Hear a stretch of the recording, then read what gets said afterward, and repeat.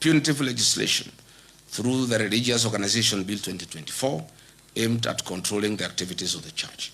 He has also increased fees required to carry out official activities. Who can forget the 2026 brutal murder of Reverend Julius Dumia of Nakuru PCA? Who will ever forget the attacks on Wetima ACK Church?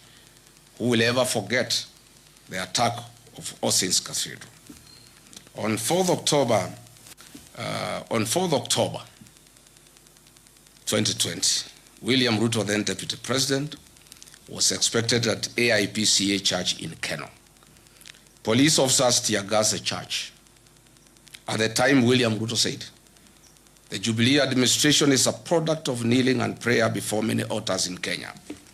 It cannot be the same administration is now going to tear-gas the church and disgrace our altars in Kenya."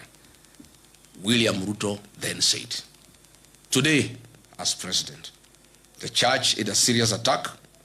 He has taken the attack to the church a notch higher, beyond tear gas, live fire. Mr. William Ruto has completely betrayed the Church of Christ. That